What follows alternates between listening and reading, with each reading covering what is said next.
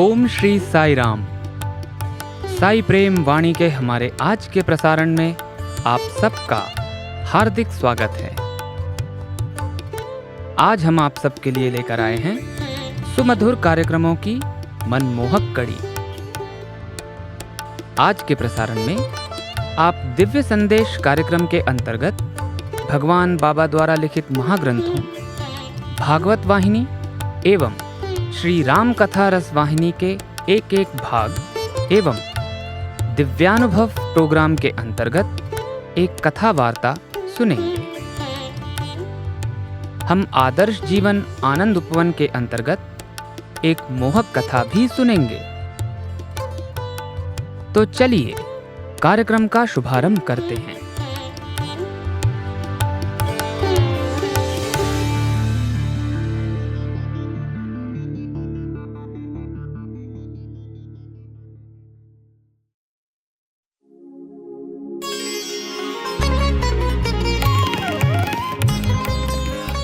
अब प्रस्तुत है दिव्य संदेश।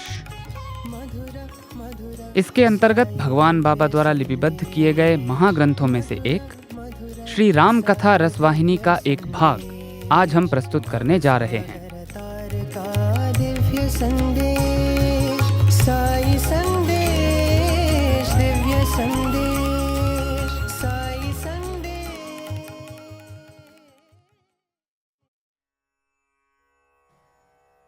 इस बीच भरत के मामा कैकई के राजकुमार ने दशरथ से निवेदन कि उन्हें अपने राज्य से आए लंबा समय बीत गया था। पिताजी प्रतीक्षा कर रहे होंगे। इन उत्सवों में भाग लेकर वे बहुत प्रसन्न होते। उन्हें भरत के कोई सूचना नहीं थी। जब उन्हें पता लगेगा कि उनके दौहित्र का विवाह उनकी अनुपस्थिति में संपन्न हो गया है तो वे बहुत निराश होंगे। यदि भरत को अब मेरे साथ जाए तो पिताजी के संतोष तथा प्रसन्नता के लिए कुछ समारोहों की व्यवस्था वहां करके उनके नैराश्य को कम किया जा सकता है। दशरथ ने अपनी रानियों से के भरत को अपने पास बुलाया। दशरथ ने आज्ञा दी, पुत्र, तुम्हारे मामा युद्ध जीत तुम्हें लेने आए हैं। जब उन्होंने मिथिला से तुम्हें जाने की आज्ञा चाही थी तो मैं सहमत नहीं हुआ था। मुझे ज्ञात हुआ है कि तुम्हारे नाना तुम्हें देखने को बहुत आतुर हैं, अतः उनके साथ जाने को तैयार हो जाओ। कहा, पिताजी, यदि शत्रुघ्न भी मेरे साथ चले तो बहुत अच्छा होगा। अतः शत्रुघ्न को भी जाने की तैयारी करने की आज्ञा दे दी गई। उन दोनों ने अपनी पत्नियों के साथ नगर की ओर प्रस्थान किया। अपने पूर्वजों के प्रति आदर भाव की मनोवृत्ति के कारण बिना किसी विरोध या तर्क किए भरत ने सपत्नीक अयोध्या की तैयारी कर ली। भरत विवेक के धनी थे। इसके अतिरिक्त वे स्वयं के स्वामी थे। अपनी इंद्रियों तथा अपनी इच्छाओं पर उनका पूर्ण नियंत्रण था। और शत्रुघ्न ने अपनी पत्नियों सहित बड़ी प्रसन्नता से यात्रा समाप्त की तथा गिरिव्रज नगर पहुंचे। उनके नाना उन्हें देखने को तरस रहे थे तथा उन्होंने स्नेह उनका लाड़ प्यार किया। वे भरत और शत्रुघ्न का आलिंगन करने उनकी ओर बढ़े तथा उन्हें अपने पास बैठाया और अयोध्या में लोगों के स्वास्थ्य और विषय में पूछताछ की। उन्होंने इतनी लंबी यात्रा की थकान के कारण उनसे विश्राम करने का आग्रह किया तथा उनके लिए सुनिश्चित आवास स्थलों को ले गए। वे यहां आए उसी क्षण से उन्होंने अपने बच्चों से भी अधिक स्नेहपूर्वक व्यवहार उनसे किया तथा उनकी छोटी से छोटी आवश्यकता को भी बड़े ध्यान से पूरा किया। यद्यपि नाना जी ने उनके सुख और आनंद का पूरा ध्यान रखा, फिर भी दोनों भाई किसी रहस्यमय असंतोष से खिन्न दिखाई पड़ते थे, क्योंकि वे अपने वृद्ध पिता जो उनके जीवन प्राण थे, के बिछोह को सहन नहीं कर सकते थे। वे आपस में निरंतर दशरथ तथा राम की चर्चा करते रहते थे। प्रायः पिता के स्वास्थ्य कुशलता के विषय में वे चिंतित हो उठते थे। उनके स्वास्थ्य और कुशलता की उत्कंठा से उनकी मानसिक शांति भंग हो जाती थी। इधर गिरिव्रज उनकी भावनाओं की यह दशा थी, तो उधर अयोध्या में एक क्षण भी ऐसा नहीं बीतता था जब दशरथ के हृदय में उनकी स्मृति की टीस ना उठती हो। अनेकों बार उन्होंने स्वयं, मैंने उन्हें यहां से क्यों भेज दिया? कितना अच्छा होता यदि मैं उन्हें भेजने को सहमत ना होता। दशरथ के लिए चारों पुत्र चार भुजाओं के समान थे। भुजाएं छिन गई थीं। एक दिन राम ने अपने पिता को भरत और शत्रुघ्न के वियोग के शोक में डूबा हुआ देखा, तो वे मृदु और मधुर वचन बोले, जिससे दशरथ को एवं शांति मिली। राम सज्जन थे। दूसरों के कठोर वचन बोलने पर भी वे मृदु तथा मधुर वाणी बोलते थे। दूसरे उनको कोई हानि पहुंच तो भी वे उसे विस्मित कर देते और उनके प्रति कुछ भला ही करने के अवसर खोजते और उनकी किसी न किसी प्रकार सेवा करते। जब भी उन्हें समय मिलता, वे वृद्ध आदरणीय ब्राह्मणों तथा विद्वान पंडितों से सदाचार संहिता तथा नीति शास्त्र पर चर्चा करते। उन्होंने वेदांत के रहस्यों का एक साधारण जिज्ञासु की सरल शब्दों में विश्लेषण किया। वे पंडितों के सामने उनसे व्याख्या कराने के लिए शंकाएं रखते। वेदांत और दर्शन शास्त्र के पारंगत एवं ज्ञानी उन आए प्रश्नों की व्याख्या से फूले ना समाते। वे उनके विवेक तथा गहन ज्ञान की प्रशस्ति करते। राम अपनी प्रजा से उनके बोलने के पहले ही बोलते थे। इतना प्रबल उसके प्रति प्रेम।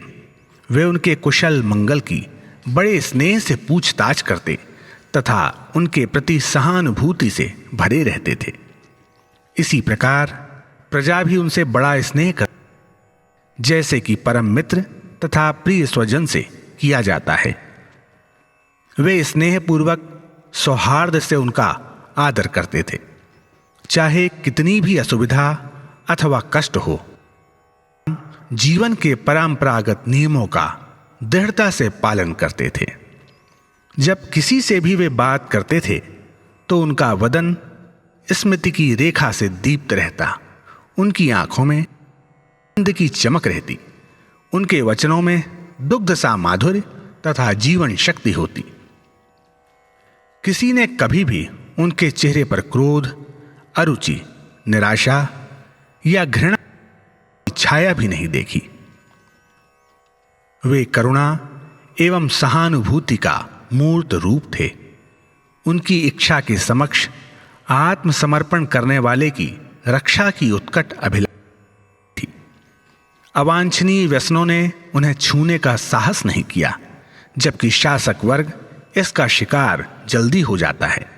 उन्हें अधिक बोलने और मनोविनोद की बुरी आदत नहीं थी। यदि कोई उनके समक्ष अपने तर्क चातुर्य का प्रदर्शन करता तो वे प्रतिवाद करके उसे निरुत्तर करने में असफल न रहते। वे कभी अस्वस्थ नहीं हुए। की आवश्यकताओं को जानते थे तथा राजा के समक्ष प्रत्यावेदन करने के पूर्व भी जो कुछ सर्वोत्तम हो सकता था, दशरथ की अनुमति से करके उसकी कठिनाइयां दूर करते थे। दशरथ किसी भी प्रकार से उनकी इच्छा का विरोध नहीं करते थे तथा जैसे ही वे उनके विषय में जान पाते वैसे ही उन्हें कार्य रूप दे देते। राम प्रशासन के छोटे से छोटे कार्य गंभीरता से विचार करते तथा वे इस बात का ध्यान रखते थे कि जिन समस्याओं का एक बार निराकरण कर दिया गया तथा जिन्हें एक बार ठीक कर दिया गया हो, वे समस्याएं या जटिलताएं हों। एक और वैशिष्ट्य राम में साफ झलकता था कि वे अपने मन के निश्चय को प्रकट नहीं करते थे। जब तक उसके फलित होने की स्थिति ना आती तब तक उनकी इच्छा या कोई नहीं जान पाता था। एक और विशेषता यह थी कि उनका क्रोध, रोष तथा संतोष कभी व्यर्थ नहीं होता था। ना वे विलंब करते, ना अपने रास्ते को छोड़ते खाते। राम इन महत् लक्षणों से युक्त अयोध्या में कीर्तिमान हो रहे थे। दशरथ अपने प्रिय पुत्र राम को अपनी प्रजा के स्नेह और राजभक्ति का देखकर बड़े आह्लादित होते थे। वे अपने मंत्रियों, पुरोहितों तथा अन्य लोगों से राम की बढ़ती यश कीर्ति के विषय में सुनते थे तथा उनकी प्रशंसा सुनकर पुलकित। एक रात्रि दशरथ को प्यास लगी, किंतु वे रानी को जगाना नहीं चाहते थे। अतः उन्होंने अपने लिए पात्र में जल लिया। जल पीते हुए अनुभव किया कि उनकी पकड़ मजबूत नहीं है, क्योंकि उनकी अंगुलियां कुछ कुछ कांप रही थीं। तत्पश्चात उन्हें नींद न आई। उनका मन नाना प्रकार के विचारों, नाव की उधेड़ बूंद में लगा रहा। अंत में उन्होंने निश्चय किया कि उन पर बुढ़ापे का आधिपत्य होता जा रहा है तथा स्नायु दुर्बलता का आरंभ हो गया है। अतः उन्हें अधिक राज्य पर शासन नहीं करना चाहिए। शक्तिहीन शरीर से राज्य करना देश पर कष्टों और कठिनाइयों को जन्म देगा। तदुपरांत उन्होंने हर क्षण गिनना शुरू कर दिया, जिस होते होते वह अपने निर्णय को प्रकट कर सकें। किसी प्रकार रात बीती और उषा के दर्शन हुए। नित्य कर्म करने के पश्चात उन्होंने पूजा अनुष्ठान किया। तत्पश्चात मंत्रियों, जन नायकों तथा पुरोहितों को प्रासाद में विशेष बैठक के लिए एकत्रित करने के आदेश दिए।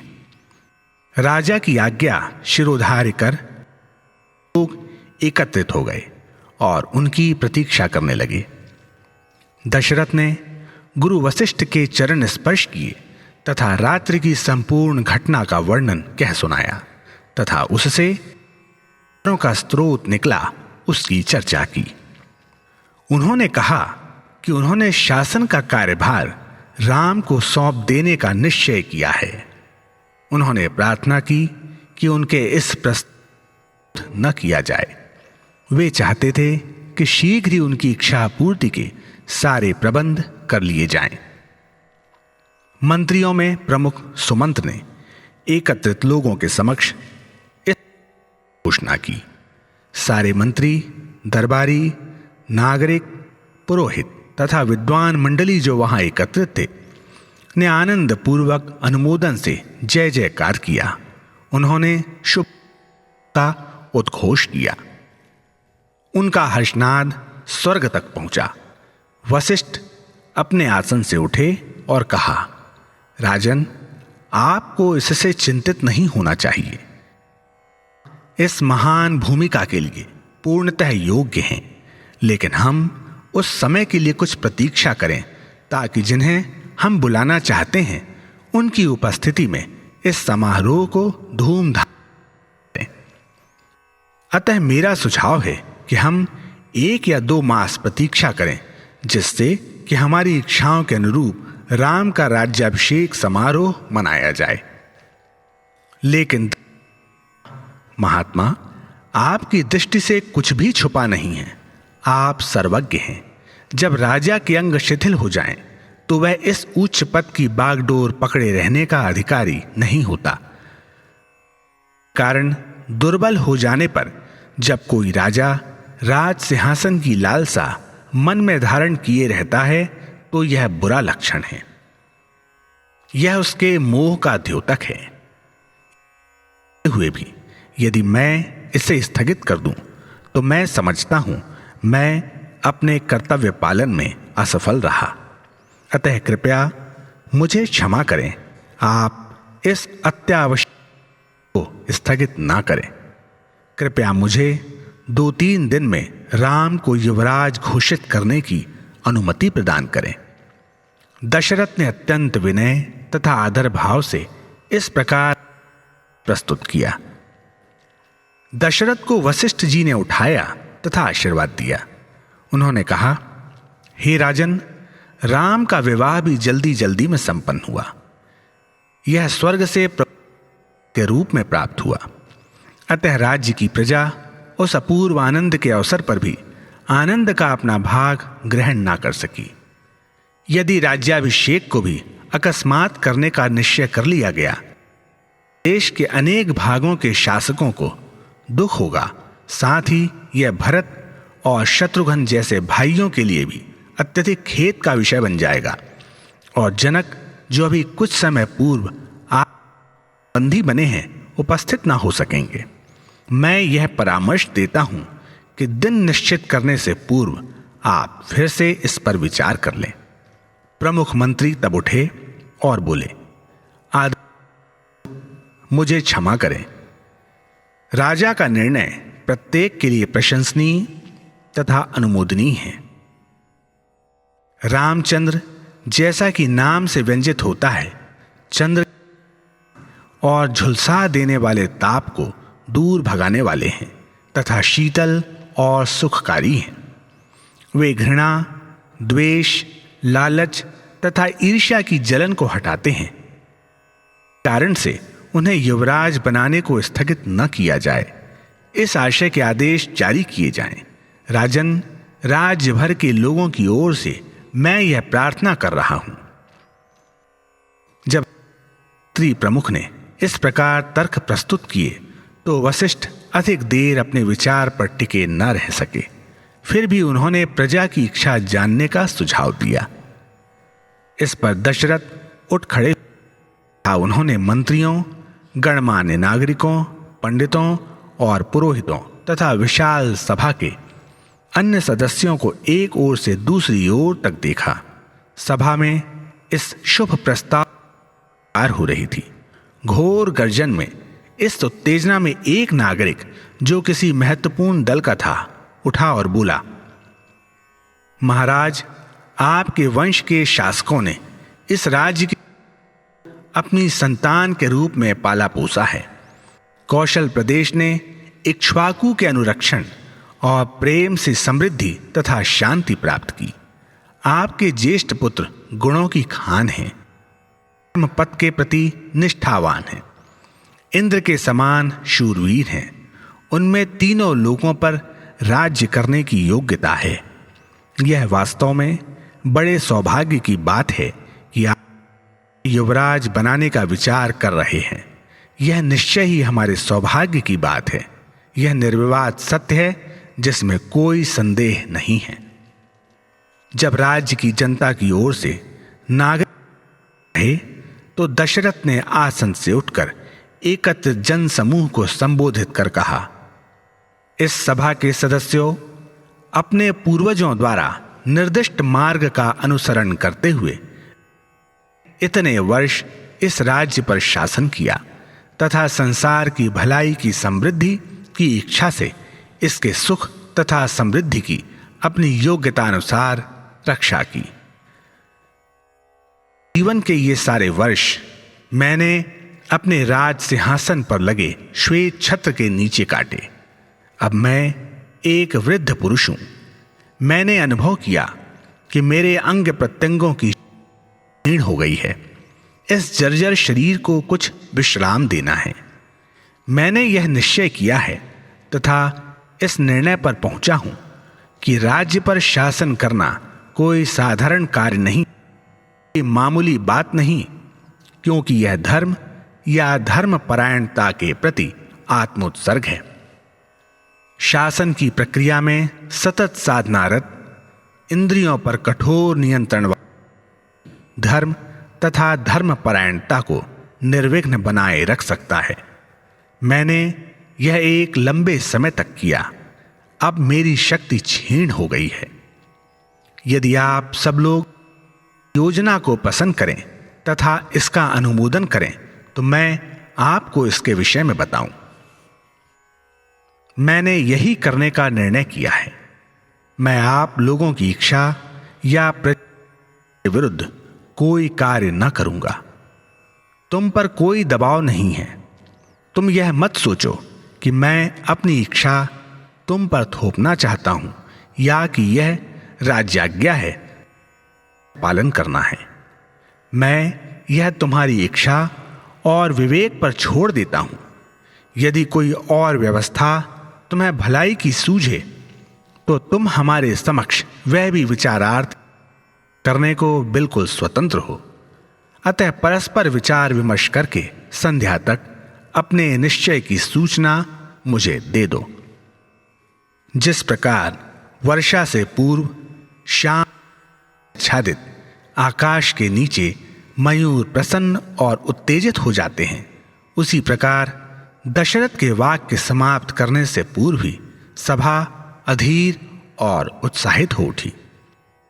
उन्होंने स्पष्ट शब्दों में अपनी सहमति, अपनी कृतज्ञता तथा अपना आनंद व्यक्त किया। जो आपकी इच्छा है ठीक वही हमारी इच्छा है। हमें और कोई उपहार नहीं चाहिए। हमें यही उपहार दो। यह वास्तव में सौभाग्य है। युवराज रामचंद्र जी की जय। जय दशरथ राम। जय घोष से आकाश गूंज उठा। इस जयनाद को सुनकर दशरथ गांव में डूबने उतराने लगे। राजभक्ति तथा स्नेह की इस अभिव्यक्ति से अभिभूत होकर कुछ समय पश्चात दशरथ ने संभल कर सभा की ओर देखा तथा इस प्रकार कहा, इस सभा के माननीय सदस्यगण, आप लोगों की इच्छा के अनुरूप कार्य करने के अतिरिक्त मेरे लिए अन्य कोई कार्य नहीं है। मैं निश्चय ही राम को युवराज बनाऊंगा। मेरे मन में कुछ शंकाएं हैं। मैं चाहता हूं कि आपके सामने उन्हें स्पष्ट कर आप लोगों से इस विषय में आश्वस्त हो जाऊं। मैं चाहता हूं कि आप लोग मुझे सही स्थिति तथा मुझे आश्वस्त करें।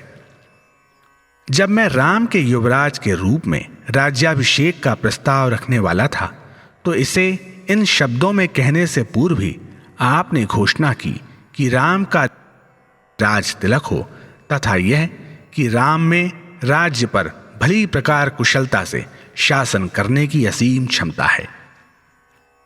इन बातों को देखते हुए यह स्वाभाविक है कि आप मेरे शासन से कुछ असंतुष्ट हैं या मेरे कुछ नियम आपके हितों तथा प्रवृत्तियों के विरुद्ध हैं, या मैंने धर्म के विरुद्ध किसी मनोवृत्ति का प्रदर्शन किया है।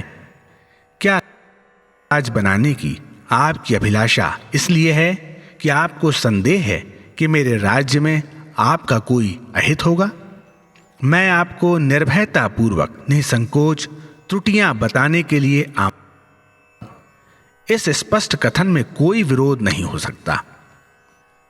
इस पर एक लोकप्रिय नेता उठा तथा प्रत्युत्तर में बोला, राम की क्षमता और बुद्धिमत्ता अवर्णनीय है। हे राजन, तो देवता के भी देवता के समान हैं। आप शंकर के समान हैं। जनता की ओर से जो कुछ भी मांगा जाए उसके प्रति उसी दैवी सहानुभूति तथा तत्परता से पूरित करते हैं। प्रजा पालन करने की क्षमता में आप विष्णु स्वरूप हैं। यदि हम आपके शासन को बुरा कहें तो हम बड़े पापी और धृष्ट होंगे। जो ऐसा करते हैं वे जघन्य पापी। आपने यह निर्णय लिया क्योंकि आप हमारा भला चाहते हैं तथा आप हमें प्रसन्न करना चाहते हैं। हम निसंकोच आपकी आज्ञा का पालन करेंगे। इस पर दशरथ वशिष्ठ जी की ओर और बोले, हे ब्राह्मण श्रेष्ठ, राज तिलक के लिए सारी शास्त्रोक्त वस्तुओं को एकत्र करो। दशरथ ने महत् कार्य के पूरा होने की प्रसन्नता से रोमांचित होते हुए उद्घोष किया। यज्ञ की वेदियों तथा अन्य पवित्र कार्यों के लिए शास्त्र विहित रीति से मंडपों तथा मंचों का निर्माण कीजिए। वे बोले, कुलगुरु वशिष्ठ जी के चरणों में गिरकर संपूर्ण कार्य का निरीक्षण करने की प्रार्थना की और हाथ जोड़कर उनसे निवेदन किया, मुनिवर, यह सारी व्यवस्था करने वाले यहीं मिल जाएंगे। हमें विलंब नहीं करना। हमें दूर दूर से आने वालों की प्रतीक्षा नहीं करनी चाहिए। दूर से आने वाले राम के राज तिलक होने की बात सुनकर ही आह्लादित हो जाएंगे। कैकई नरेश जनक को आमंत्रित करके उनके आने तक भी रुकने का सुझाव मत दीजिए। इस घड़ी को टालिए मत। बस राज तिलक का पुनीत कार्य शीघ्रातिशीघ्र हो जाने दीजिए। महाराज दिया, मेरे पास सभी वस्तुएं तैयार हैं। आप जितनी जल्दी चाहें हम यह कर सकते हैं। मैंने आदेश दिया है कि 100 मंगल घट, सिंह चर्म, चारों ओर से आच्छादित पांग यज्ञ वेदी, पूजा विधि के लिए शास्त्रों में बताई गई सामग्रियां, आवश्यक पत्र तथा पुष्प, ये सभी कल सूर्योदय तक उपलब्ध हो जाएं। मैंने चतुरंगिणी से व्यवस्थित रहने की सूचना दे दी है। साथ ही समस्त शास्त्रोक्त शुभ लक्षणों से युक्त राजकीय गज शत्रुंजय को भी शानदार फूलों से श्वेत राज छत्र तथा राजकुल की पताका से सुसज्जित करके महल के द्वार पर तैयार रखा जाए। शुभ नक्षत्र भी शोध लिया गया है। यह पुण्य कार्य कल होगा। जब वशिष्ठ समाचार घोषित किया तो सारी प्रजा परमानंद से अभिभूत हो गई। प्रजा आनंद मग्न होकर नाचने लगी। मार्गों की अच्छी प्रकार सफाई की गई। मार्गों पर, समीपस्थ भवनों पर नाना प्रकार की सुंदर चित्रकारी की गई। मार्गों को तोरणों, द्वारों तथा छत्रों द्वारा सजाया गया। सभी प्रजाजन मग्न और प्रसन्न थे। सारी नगरी उत्सुकता पूर्वक कार्य मग्न थी। ब्राह्मणों तथा श्रेष्ठ जनों ने दशरथ से विदा मांगी और महल से बाहर निकले। उनके साथ साथ आनंदातिरेक औत्सुक्यपूर्ण वार्तालाप की एक नदी सी बह निकली। मंत्री तथा वशिष्ठ जी महाराज दशरथ के साथ महल के भीतरी कक्षों में चले गए। दशरथ ने राम को बुलाया। राजसभा कक्ष में उनसे मिलकर राज तिलक समारोह से संबंधित सभी औपचारिक विधियों के बारे में पूरी तरह उन्हें बताया। महाराज ने बताया कि उन्हें सूर्योदय के पूर्व तैयार हो तथा और भी जो आरंभिक कार्य राम को करने थे वे बताए। लक्ष्मण ने समाचार सुना। यह हर्षकारी समाचार सुनाने तथा अपने हर्षातिरेक को बांटने के लिए कौशल्या के कक्ष की ओर दौड़े। माता के हर्ष का पारावार न रहा। वे राम के आने की प्रतीक्षा करने लगी। समय बहुत कम था। सारा नगर हर्षोल्लास से पूर्ण था। योजन दूर के गांवों में तथा आसपास के राज्यों में भी तत्काल यह शुभ समाचार पवन की गति से फैल गया। किसी ने प्रतीक्षा नहीं की। समाचार सुनते ही हर कोई की ओर उमड़ पड़ा। अयोध्या के मार्गों पर आने वाले लोग उमड़ते जन समुद्र के रूप में परिणत हो गए। रामचंद्र ने दशरथ का कथन सुना। तुरंत कोई उत्तर नहीं दिया। उनकी भावनाएं शब्दातीत थीं। वह अपनी बात कह नहीं सके, मौन ही रहे। तब दशरथ ने उनसे कहा, पुत्र, कल तुम्हारा युवराज पद किया जाएगा। यह सुनकर भी मैं तुम में प्रसन्नता का कोई चिन्ह नहीं देखता। ऐसा क्यों है? क्या तुम युवराज नहीं बनना चाहते, अथवा क्या तुम्हें यह चिंता या भय है कि हम तुम्हारे राज्य का भार रख रहे हैं? अपने मन की बात मुझे बताओ। बहुत देर तक पूछने तथा आग्रह करने पर भी राम ने कोई उत्तर नहीं दिया। वे बैठे बैठे महाराज देखते रहे। अंत में उन्होंने कहा, पिताजी, मेरी समझ में नहीं आता कि आपको इतनी जल्दी क्या है। मेरे प्रिय भाई भरत और शत्रुघ्न अभी यहां नहीं हैं। फिर माता में बहुत दूर हैं। संभवतः वह समय पर नहीं पहुंच सकें। श्वशुर भी शायद न आ सकें तथा दूसरे राज्यों के राजा, राजकुमार और अधीन राजाओं के लिए भी पहुंचना कठिन होगा। मेरा मन भरा है क्योंकि इतने लोगों को निराश करेंगे। जब इन सबको अनुपस्थित रहने का दुख होगा तो फिर इस समारोह को अभी करना ही क्यों? यह कहते हुए रामचंद्र ने ऐसी बात कहने की क्षमा मांगी और वे में गिर पड़े। इसका उत्तर दिया वशिष्ठ ने, राम, ये सब आपत्तियां हमने भी उठाई थीं। यह मत समझो कि हमने महाराज की इच्छा को चुपचाप मान लिया। हमने सभी युक्तियों के पक्ष विपक्ष में विचार किया और निर्णय करने से पहले हमने प्रजा का मत भी पूछा। अतः अब कोई आपत्ति मत करो, महाराज की इच्छा का आदर करो। और अभिषेक कल ही होगा। तुम्हें इस दिन कुछ नियमों का पालन करना होगा। रात को तुम पलंग या रेशमी बिस्तर पर नहीं सोगे, सीता सहित उपवास करोगे। तुम दोनों पवित्र तेल लगाकर सूर्योदय के पूर्व ही स्नान करोगे और पीले वस्त्र धारण करके शुभ पुष्य नक्षत्र की प्रतीक्षा करोगे। उस समय पवित्र पूजा के लिए यही नक्षत्र विचारा गया। इसलिए अब बिना कोई आपत्ति किए अपने कक्ष की ओर प्रस्थान करो। गुरुजी ने जैसी ही अपनी बात पूरी की, राम ने अपने पिता और वशिष्ठ के चरणों में प्रणाम किया। मंत्री सुमंत्र के साथ अपने महल की ओर बढ़े। अब उनमें कोई संकोच नहीं था। उन्होंने सीता को समाचार दिया और तब वे शीघ्रतापूर्वक माता कौशल्या के महल की। उन्होंने माता के सम्मुख दंडवत प्रणाम किया। माता ने स्नेह से उन्हें उठाया तथा वात्सल्य पूर्वक अपना हाथ उन पर फेरने लगी। आनंद से विभल होकर उन्होंने बहु से सजी बहुत सी गौवें राम के हाथ से दान करवाईं। उन्होंने राम द्वारा भारी मात्रा में बहुत से दान और उपहार याचकों को दिलवाए। लक्ष्मण तथा उस समय वहीं थे। कौशल्या ने राम को अपने पास बैठाया और आनंदातिरेक से अविरल बहने वाले अश्रुओं को पोंछते हुए उन्होंने कहा, पुत्र, मुझे इस बहुमूल्य बहुत लंबे समय से प्रतीक्षा थी। मेरी इच्छा अब पूरी हुई। मैं प्रसन्न हूं। मेरा जीवन आज कृतार्थ हो गया। ओ मेरे लाल, मेरे सोना बेटा, कल से तुम युवराज बनो। दीर्घ जीवी हो, लंबे समय तक राज्य पर शासन करो। प्रजा का हित तुम्हारा आदर्श बने। तुम्हारा शासन सुखी और सुरक्षित हो। तुम्हारा राज्य न्याय और नैतिक सिद्धांतों पर आधारित हो। तुम्हें उज्जवल कीर्ति मिले तथा तुम इस कुल के राजाओं द्वारा अर्जित यश को अक्षुण्ण रखो। तुम अपने पिता से भी अधिक शक्ति तथा श्रेष्ठता प्राप्त करो। तुम यह स्थिति प्राप्त करोगे, मैं समझूंगी मेरा जीवन सफल हुआ। मेरे यम नियम और जागरण तभी सफलीभूत होंगे।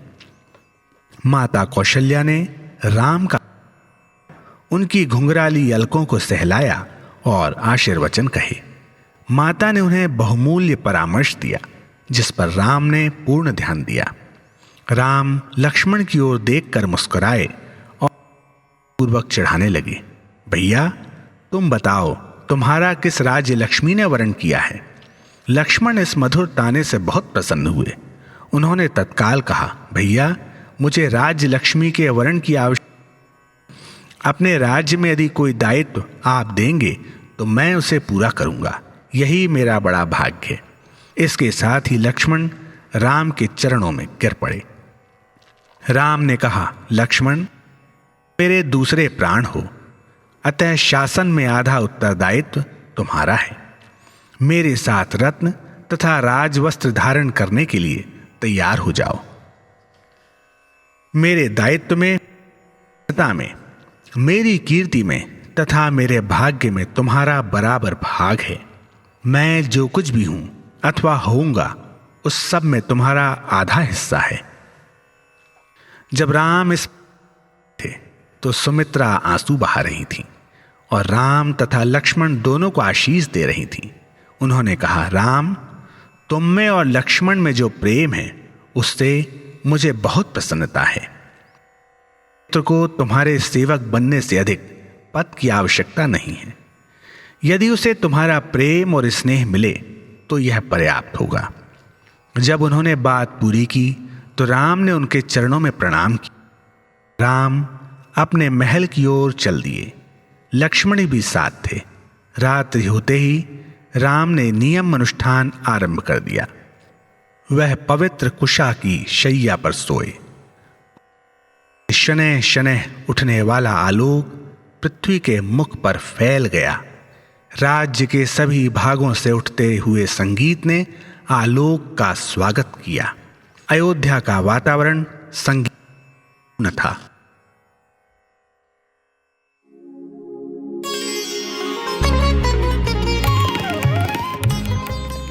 अभी आप सुन रहे थे दिव्य संदेश। आज आपने भगवान बाबा द्वारा लिपिबद्ध किए गए महाग्रंथों में से एक श्री राम कथा रसवाहिनी का एक भाग सुना। भवसागर तार का दिव्य संदेश, साई संदेश, दिव्य संदेश, साई संदेश।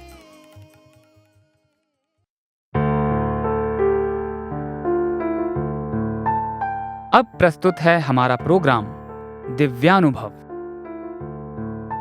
आज इसके अंतर्गत हम श्री ऋतुराज जी महाराज द्वारा भगवान के समक्ष सन 2010 के मार्च महीने में प्रस्तुत किए गए श्रीमद् भागवत सप्ताह का एक भाग सुनेंगे।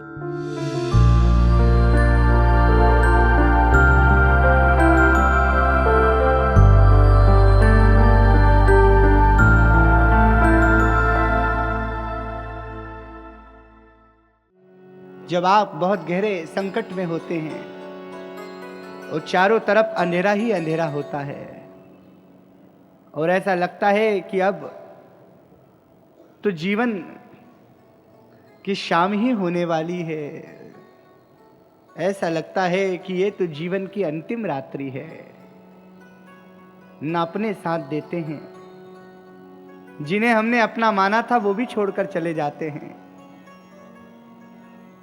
जिन पर हमारा विश्वास था वो भी हमारे विश्वास की डोरी को छिन्न भिन्न कर देते हैं।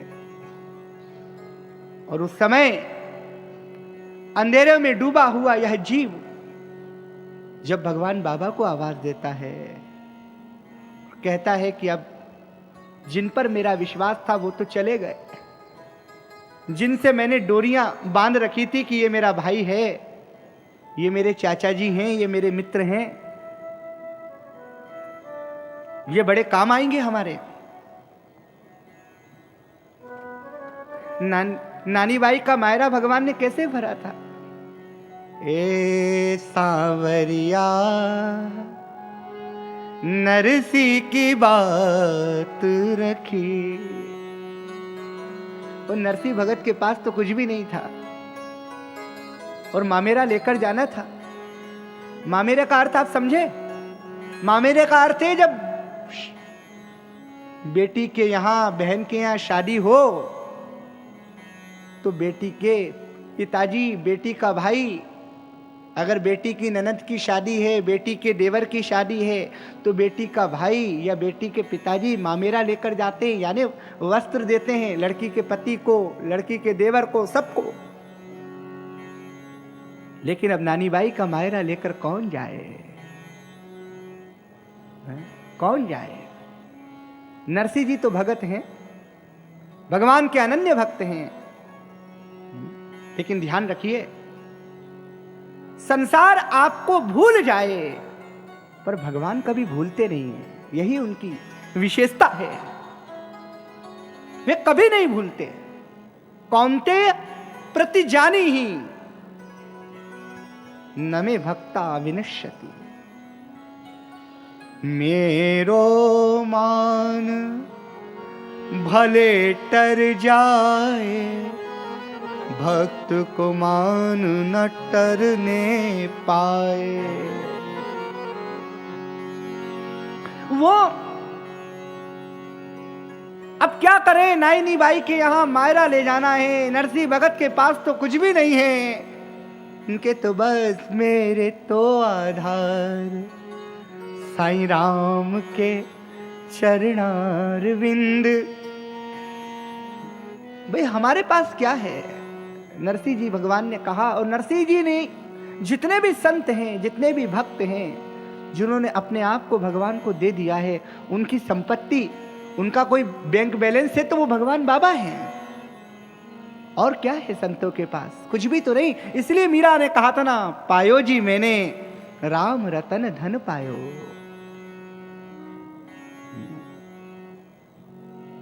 अब कैसे नानी बाई का मायरा भरेंगे पता ही नहीं, पर नरसिंह भगत ने कह दिया, बोले अब बिहारी जी भगवान अब आपके ऊपर है, आप मायरा भरो या ना भरो। तो भगवान स्वयं नानी बाई का मायरा लेकर गए। हाँ, स्वयं गए। मेरो मान भले टर जाए, भक्त को मान ना करने पाए। इसलिए उस दिन भी आपसे निवेदन किया था कि अपनी जीवन की कोई भी समस्या भगवान को बताओ, मनुष्यों को मत बताओ। इंसानों के आगे रोओगे तो जगह जगह रोना पड़ेगा, कहां तक रोओगे? वो लोग हंसी अलग उड़ाएंगे। लेकिन भगवान तो द्रवीभूत हो जाते हैं भक्त के आंसुओं को देखकर, करुणा से भर जाते हैं भगवान भक्त के आंसुओं को देखकर।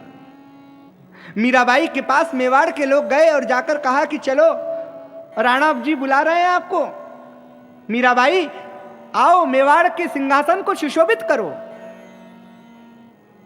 मीरा ने कहा नहीं, सुबह सुबह मैं द्वारिकाधीश से पूछूंगी कि अब उन्हीं में समा जाना है या वापस लौटना है। और सुबह अगले दिन मीरा ने दिव्य श्रृंगार किया, दिव्य श्रृंगार कि बंग में मृदंग में गौरांग में उमंग भरी, बाट्यो हरि कीर्तन को आनंद अपार है। ओ तानपुर सूर को जो खंजीरी कबीर जी की, दूर दूर कीनोनी की भक्ति को प्रचार है। तू का राम हरि गान गान ते भंडारा गिरी, नरसी गुजायो जूनागढ़ गिरनार है। ओ घुंघरू खनक कर तार की खनक मीरा, दूर दूर कीनोनी की भक्ति को प्रचार है। तलाशे यार में जो ठोकरे खाया नहीं करते, कभी वे मंजिले मकसूद को पाया नहीं करते।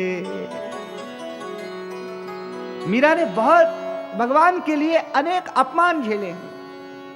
एक औरत के लिए, एक स्त्री के लिए उस समय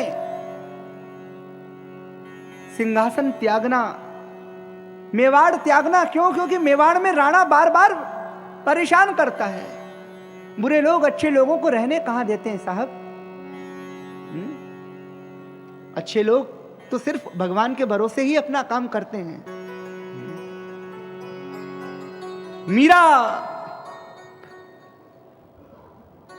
मीरा मेवाड़ में रह रही है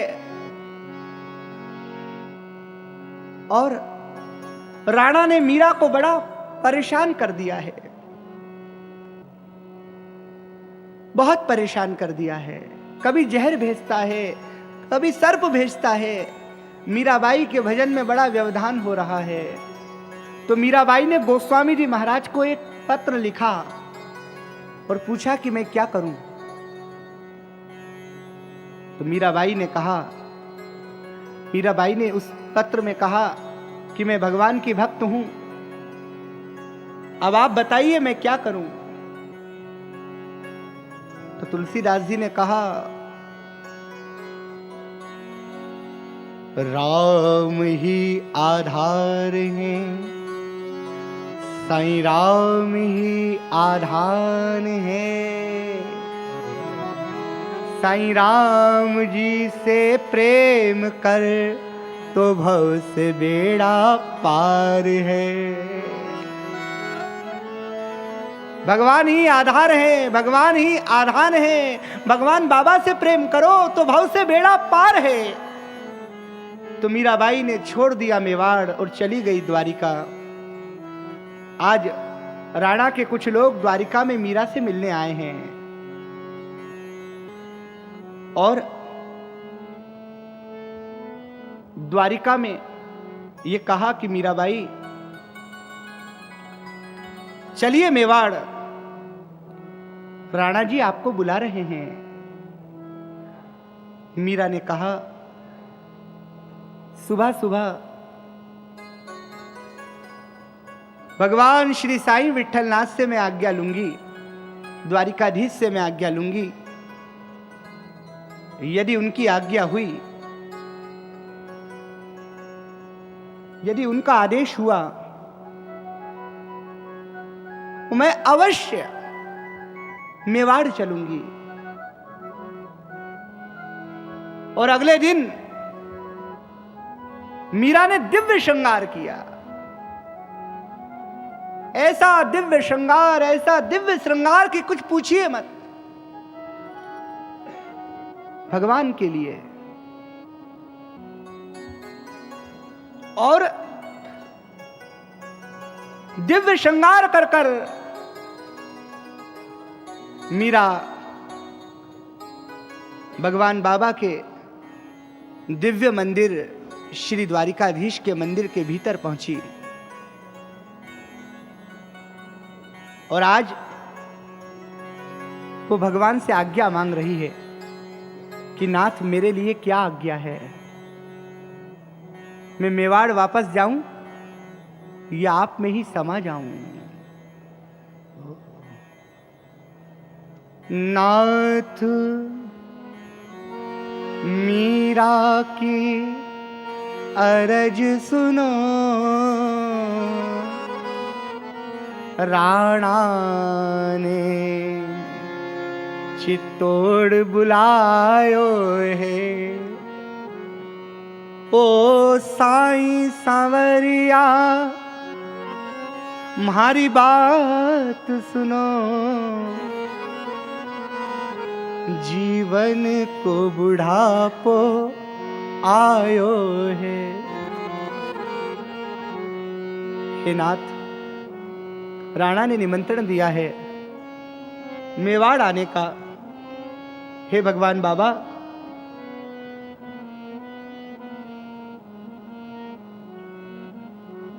अब आप ही बताइए। मीरा पूछती है भगवान से कि मैं मेवाड़ जाऊं या आपके पास रहूं। दिव्य श्रृंगार करके मीरा जब भगवान बाबा से आज्ञा लेने आई द्वारिकाधीश के मंदिर में, आज मीरा ने इतना सुंदर श्रृंगार किया है, अति सुंदर।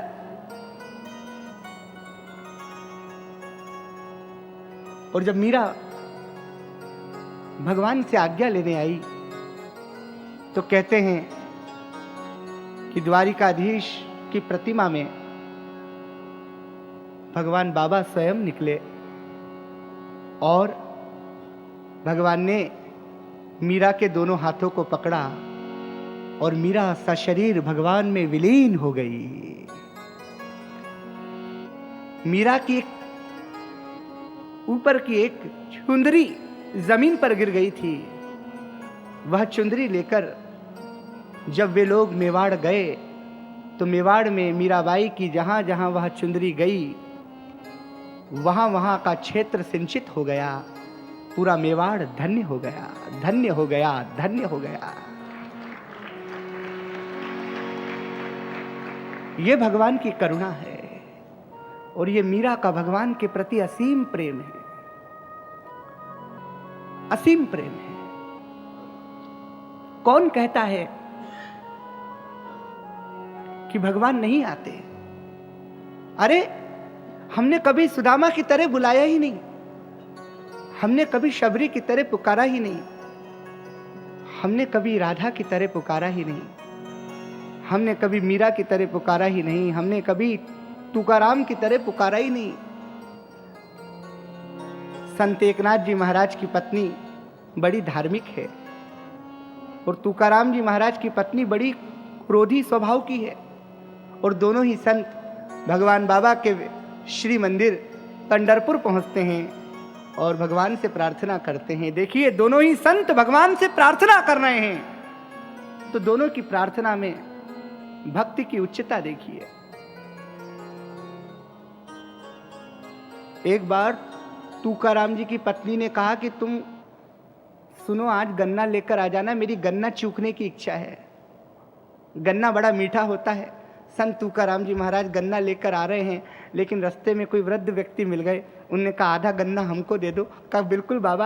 आधा गन्ना तुकाराम जी ने वृद्ध व्यक्ति को दे दिया। गन्ना घर पर ले आए। पत्नी ने कहा मैंने तो पूरा गन्ना मंगाया था, आप आधा गन्ना क्यों ले आए? पत्नी को इतनी तेज गुस्सा आया कि उसने वो गन्ना संत स्वामी जी की पीठ पर दे मारा, तुकाराम जी महाराज की पीठ पर दे मारा। तो तुकाराम जी महाराज विट्ठलनाथ जी के मंदिर में गए, भगवान बाबा के मंदिर में गए और उन्होंने कहा हे साईं बाबा, हे साईं पंढरीनाथ, हे युगावतार भगवान बाबा, आपकी बड़ी कृपा, आपने मुझे ऐसी पत्नी दी जो बार बार मुझे ये याद दिलाती रहती है कि सुन, संसार में कोई तेरा नहीं है, केवल भगवान ही तेरे हैं।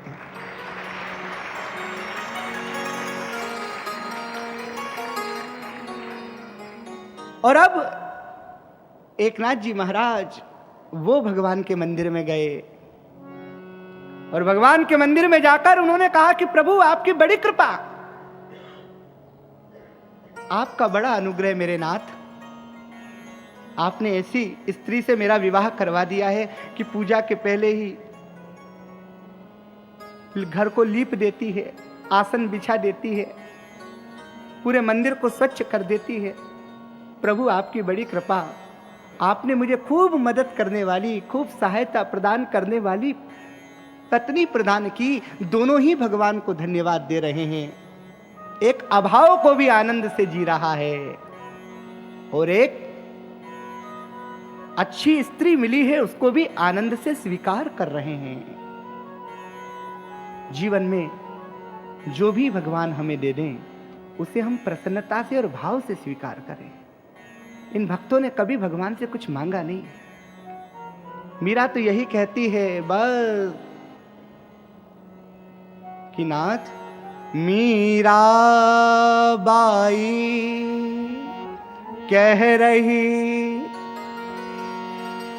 तुम्हारा साईं गिरधारी नाथ, अब आयो बुढ़ापो सावरिया, ले चल अपने साथ।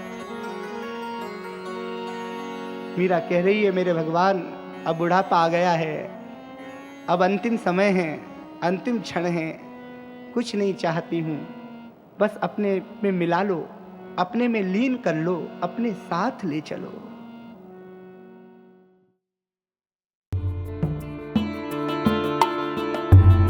अभी आप सुन रहे थे हमारा दिव्यानुभव प्रोग्राम। आज इसके अंतर्गत आपने श्री ऋतुराज जी महाराज द्वारा भगवान के समक्ष सन 2010 के मार्च के महीने में प्रस्तुत किए गए श्रीमद् भागवत सप्ताह का एक भाग सुना।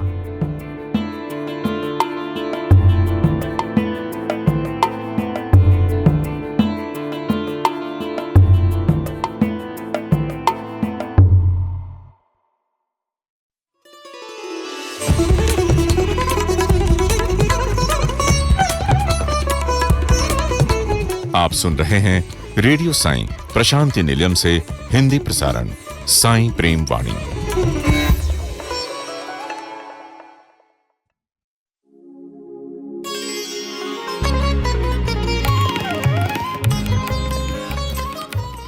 अब प्रस्तुत है दिव्य संदेश। इसके अंतर्गत भगवान बाबा द्वारा लिपिबद्ध किए गए महाग्रंथों में से एक भागवत वाहिनी का एक भाग आज हम प्रस्तुत करने जा रहे हैं। दिव्य संदेश, साई संदेश, दिव्य संदेश, साई संदेश। अध्याय 43। महाराज परीक्षित विगतकाय हो चुके थे। इच्छाओं और कामनाओं के उद्वेगों का नाश कर उन्होंने अपने चित्त में निग्रह प्राप्त कर लिया था। चित्त वृत्तियों के निरोध की वह स्थिति प्राप्त कर ली थी जिसमें मन का अस्तित्व नहीं रह जाता। वह अपने दोनों हाथ जोड़े गुरुवर सुखदेव जी से बोले, हे गुरुवर, जहां तक इस शरीर का संबंध है, इसके अंत का समय बड़ी तीव्र गति से निकट आ रहा है। मुनि के दिए हुए शाप के होने का क्षण अब आ ही पहुंचा समझो। मैं उसके लिए पूर्ण रूप से तत्पर हूं। उस क्षण का हृदय से स्वागत है। किंतु फिर भी जब तक यह शरीर है, जैसा कि मैंने प्रण किया था कि मैं इस शरीर के रहते अंतिम श्वास तक भगवान के ध्यान, विचार, चिंतन, मनन, उनकी दिव्य लीलाओं और गुणगान के श्रवण, मुझे अपना प्रण पूरा करते हुए ही बाकी समय बिताना चाहिए।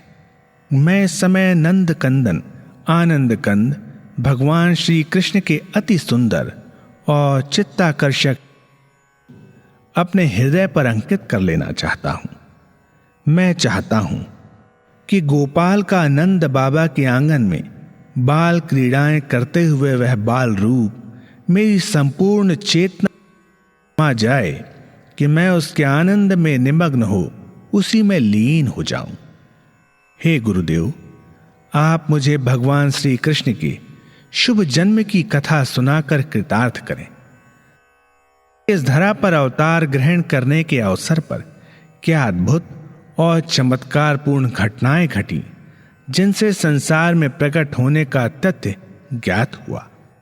कंस ने किस कारण यह क्रूर कि वह उस दैविक बालक को जन्मते ही समाप्त कर देगा, और किस प्रकार उसकी यह प्रतिज्ञा समय बीतते बीतते प्रचंड दावानल की तरह दहक उठी। कृपया मुझे जन्म की भी कथा सुनाइए, और भगवान श्री कृष्ण के जन्म की भी। अंतिम क्षण भगवान के जन्म की कथा सुनने में ही बीते। इसके द्वारा मेरा पूर्ण विश्वास कि मेरी प्राण शक्ति इतनी पावन, निर्मल और पवित्र हो जाएगी कि वह गोपाल में लीन होकर पूर्ण हो जाएगी।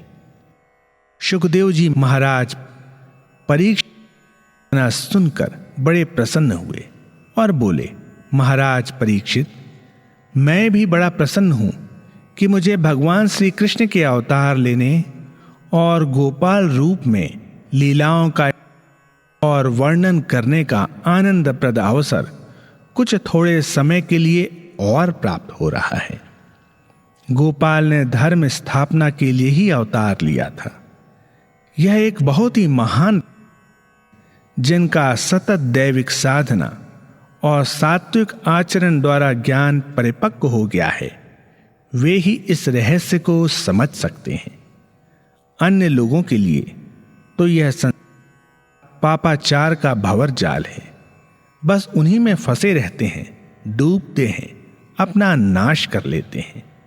ऐसे लोगों के संबंध में हमें कोई विचार करने की आवश्यकता नहीं है। बहुत समय की बात है, संसार पर यदुवंश के अहुक नामक राजा राज्य करते थे। वे एक चक्रवर्ती सम्राट थे और अनेकों राजा महाराजा राज दरबार में उपस्थित होते थे। उनके प्रति अपना सम्मान प्रकट करते थे तथा उन्हें भेंट देते थे, और संसार में सुख शांति तथा व्यवस्था बनाए रखने के लिए उनके आदेशों का पालन करने के लिए तत्पर रहते थे। उनके देवक और उग्रसेन नामक 2 पुत्र थे। जब वे दोनों बड़े हो गए तो सम्राट ने उन दोनों का विवाह तथा अपने कार्य का भार उन दोनों को सौंप दिया। देवक के 7 कन्याएं तथा उग्रसेन के 9 पुत्र थे। देवक की सबसे बड़ी पुत्री का नाम देवकी, इनके ज्येष्ठतम पुत्र का नाम कंस था। जिस कथा में हम दोनों की इतनी तीव्र रुचि है, इनमें ये दोनों बहुत ही महत्वपूर्ण पात्र हैं। उन दिनों नरपतियों की राजधानी मथुरा थी। इस नगर की सीमा से लगा जो अधीनस्थ राज्य था, उसके शासक थे शूरसेन। उनके 10 पुत्र पुत्रियां थीं। सबसे बड़े पुत्र का नाम वसुदेव और पुत्रियों में सबसे बड़ी थी कुंती। दोनों ही राज परिवारों के ये बालक बड़े हो रहे थे। समय की गति, काल के अथाह प्रवाह में ही सब कुछ घटित होता है। इतिहास का निर्माण होता है और महाकाव्यों की रचना होती है। कंस के चाचा देवक की विवाह शूरसेन के पुत्र वसुदेव के साथ हुआ था। दोनों का विवाहोत्सव बड़े धूमधाम के साथ संपन्न हुआ। दूर दूर से राजा महाराजा, ऋषि और मुनिजन उसमें आए थे। सारा शहर बड़ी शान के साथ सजाया गया था। कंस ने राजकीय अतिथियों के आदर सम्मान और सुख सुविधा की राजसी व्यवस्था में लगन और परिश्रम से कार्य किया था। क्योंकि उसकी अपनी मां से कोई बहन ना थी, इसलिए अपने चाचा की पुत्री को ही वह अपनी सगी बहन तुल्य मानता था और स्नेह करता। इसलिए कंस ने देवकी को सोने के हारों से अलंकृत सैकड़ों हाथी, हजारों घोड़े, रथ, दास दासियां तथा आभूषण, वस्त्र, मणि माणिक्य आदि बहुत दहेज दिया। तीसरे दिन जब बारात विदा हुई, कंस स्वयं वर वधु के रथ को हाँक रहा था। विदाई के समय वर वधु के मंगल के लिए एक ही साथ तुरही, शंख, मृदंग और नाना वाद्य बजने लगे। मथुरा की सजी हुई गलियों से होकर जब बारात की विदाई का शानदार रंगीन जुलूस निकल रहा था, अचानक रथ के ऊपर तेज बिजली की चमक का चकाचौंध कर देने वाला प्रकाश हुआ और साथ ही एक ऐसी भयंकर विस्फोट की सी तीव्र ध्वनि हुई जिससे लगा मानो इसी क्षण एकदम सब शांत और स्तब्ध रह गए। सारा गाना बजाना बंद हो गया और चारों ओर नीरवता छा गई। उसी क्षण स्पष्ट में एक आकाशवाणी हुई, अरे मूर्ख कंस, अपनी जिस बहन को तू इतने प्यार और सम्मान के साथ रथ पर बैठा कर ले जा रहा है, गर्भ से उत्पन्न 8वीं संतान तुझे मार डालेगी। आने वाले संकट के संबंध में विचार कर। आकाशवाणी में जिस दैदीप आकृति ने वह नभवाणी की थी, वह उसी क्षण अदृश्य हो गई। संपूर्ण जनता, राजकुमार, राजा, महाराजा, विद्वान और पंडित स्तंभित थे। सबके चेहरों पर खुशी की मुस्कानों के स्थान पर शोक की उदासी छा गई। कंस जो रथ पर बैठा था, क्रोध से भर गया, बबूला हो गया। उसे अपने पर नियंत्रण नहीं रहा। रथ के घोड़ों की रास हाथ से छूट गई। भय से आतंकित था, घृणा और क्रोध से जल रहा था। अचानक एक विचार उसमें कौंधा कि ना रहेगी बहन और ना ही होगी 8वीं संतान, फिर क्यों ना इसका अभी काम तमाम कर दिया जाए। वह रथ पर बैठा हुआ एक और अपनी बहन देवकी को केश पकड़कर खड़ा कर लिया और उसके उसी क्षण टुकड़े कर देने के लिए म्यान से तलवार बाहर खींच ली। उस वीभत्स दृश्य को देख कठोर हृदय भी द्रवित हो गए। जो व्यक्ति अपनी बहन को इतने मान सम्मान, प्रेम और आदर के साथ इतना दहेज देकर पूर्ण संरक्षा प्रदान करता हुआ, रथ हाँकता हुआ विदा कर रहा हो, वही एक क्षण मात्र में उसके प्राण लेने को इस प्रकार उद्यत हो उठेगा। सब देखते रह गए, कोई कुछ नहीं कर पाया। देवकी के साथ रथ में बैठे उसके पति वसुदेव उसके साथ ही उठ खड़े हुए और उन्होंने कंस के दोनों हाथ अपने हाथों में कसकर पकड़ लिए और कहा, मैंने भी आकाशवाणी सुनी है। यदि आप पर कोई आपत्ति आती है, कोई क्षति होती है, तो हम भी उसके भागीदार हैं। हम कभी नहीं चाहते कि आपको किसी हो। हम आपके कल्याण के लिए भगवान से प्रार्थना करते हैं। हम कभी किसी भी प्रकार से आपका अहित नहीं सोचते।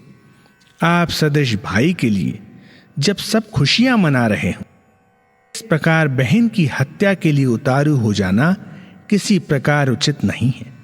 अपनी बहन को छोड़ दो।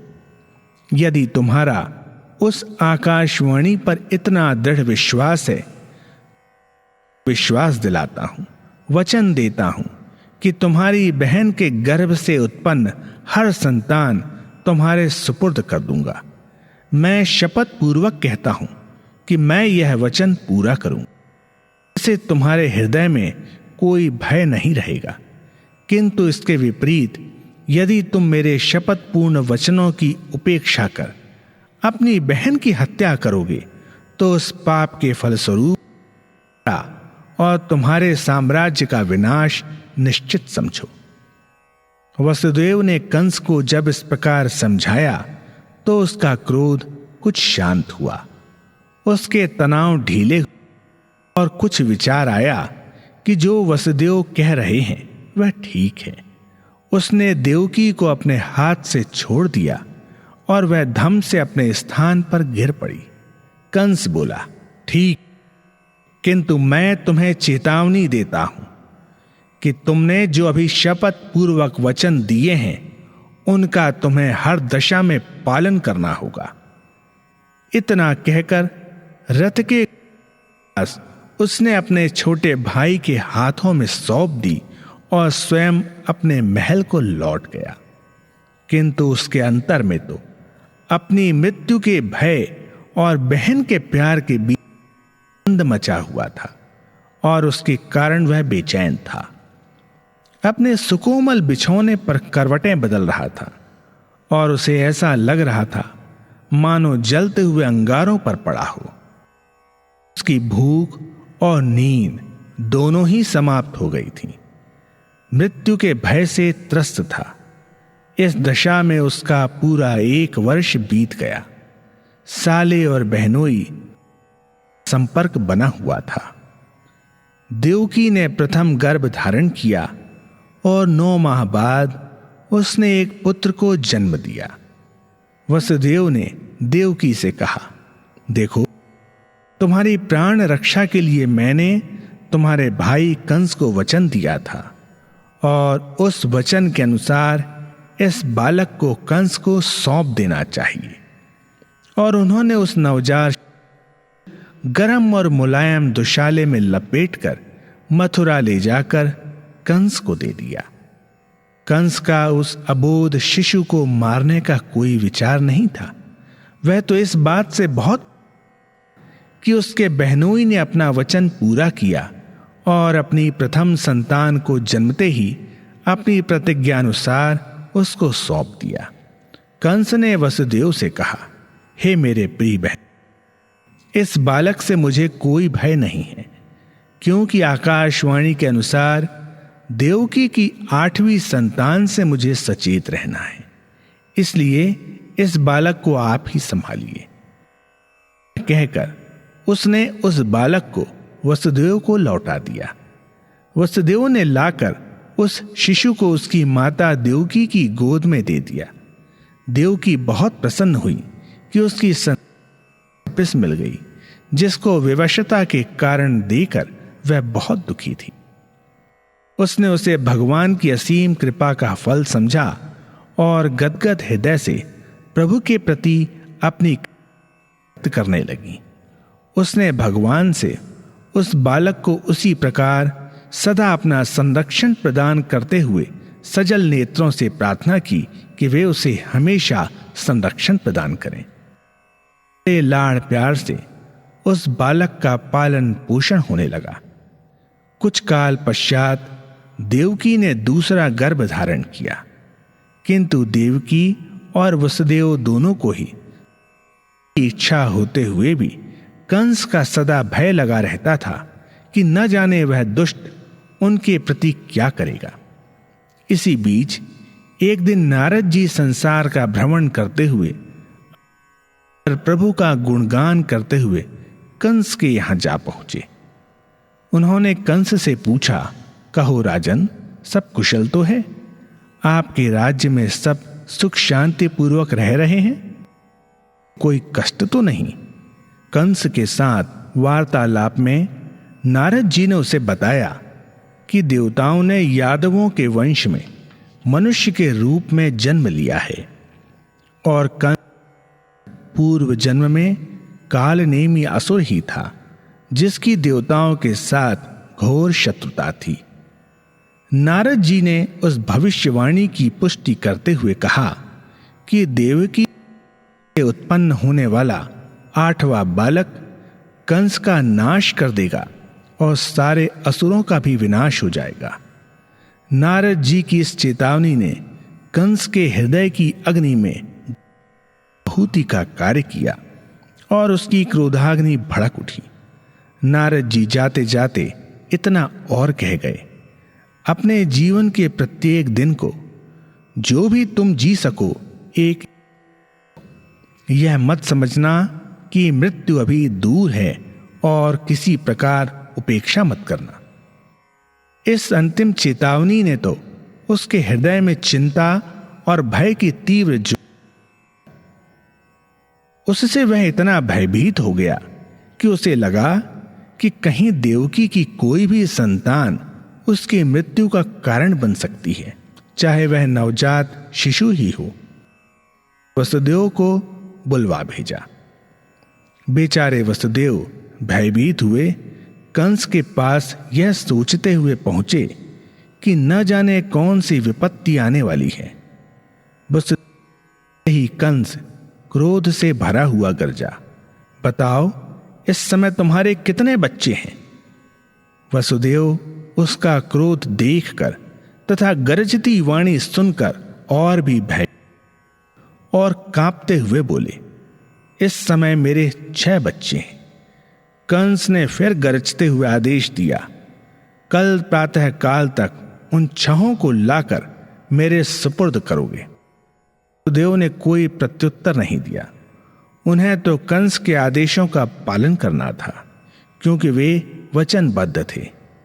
मृत प्राण से हुए वहां से निकले और देवकी के पास, जो बड़े लाड़ प्यार से अपने 6 बच्चों को खिला रही थी।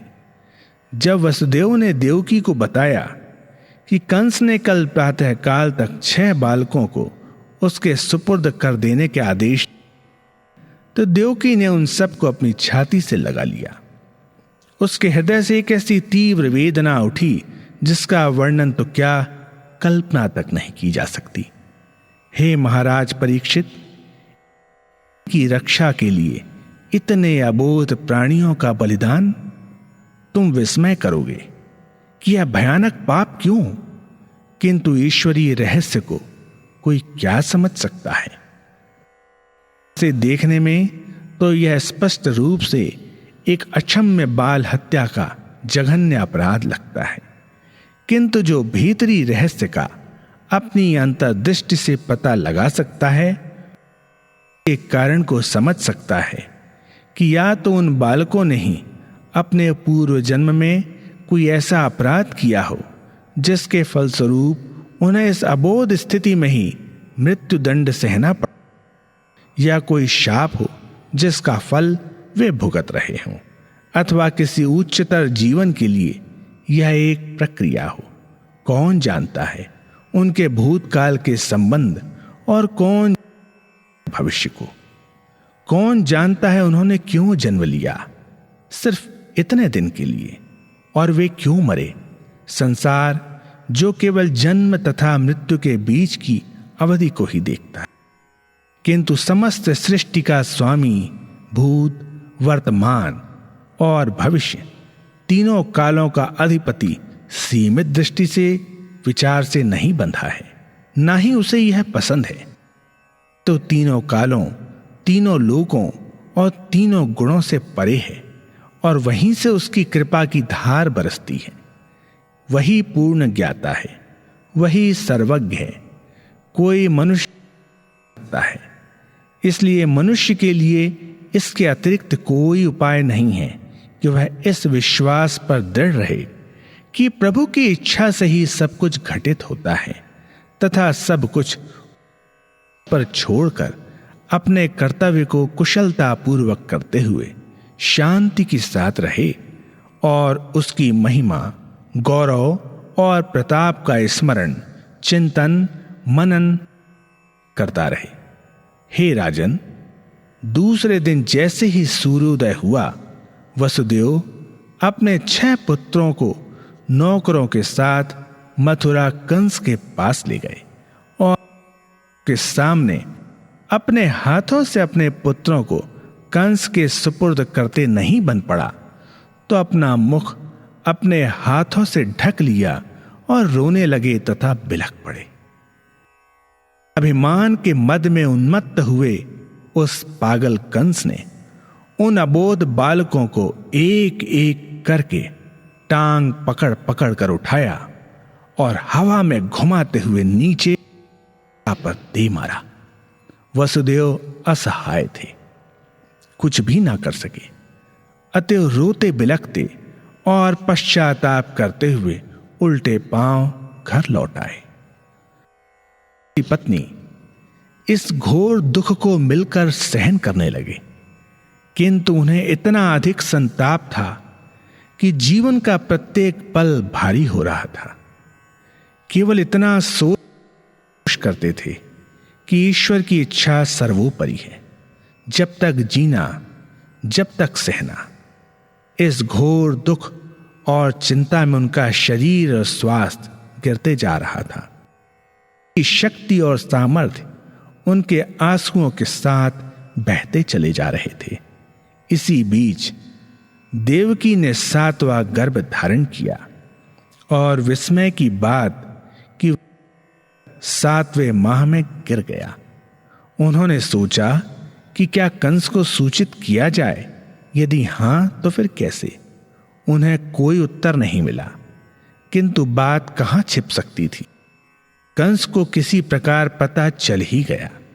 उसे भय हुआ कि उसकी बहन और बहनोई उसे धोखा देने का षड्यंत्र रच रहे हैं, इसलिए उसने दोनों को जेल में बंद करवा दिया, कड़ा पहरा लगा दिया।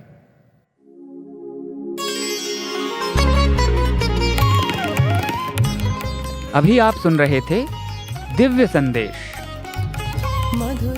आज आपने भगवान बाबा द्वारा लिपिबद्ध किए गए महाग्रंथों में से एक भागवत वाहिनी का एक भाग सुना। भवसागर तार का दिव्य संदेश, साई संदेश, दिव्य संदेश, साई संदेश।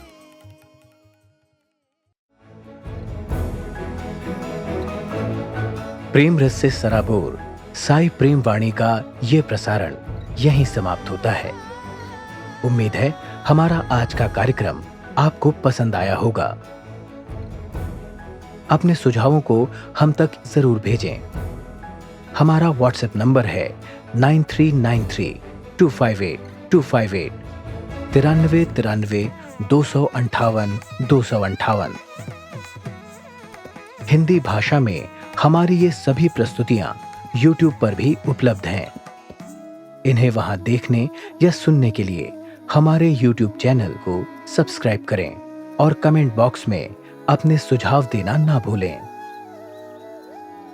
हमारी वेबसाइट पर हमारे कार्यक्रमों को अपनी इच्छानुसार सुनने के लिए आप radiosai.org/hindi पर इनको डाउनलोड भी कर सकते हैं। भक्तगण जिस प्रकार गंगा जी का जल गंगा जी से लेकर गंगा जी में ही खड़े रहकर गंगा जी को ही अर्पित करते हैं, उसी प्रकार हे स्वामी, आपकी प्रेरणा और नियंत्रण में बना ये प्रसारण आपको ही समर्पित है।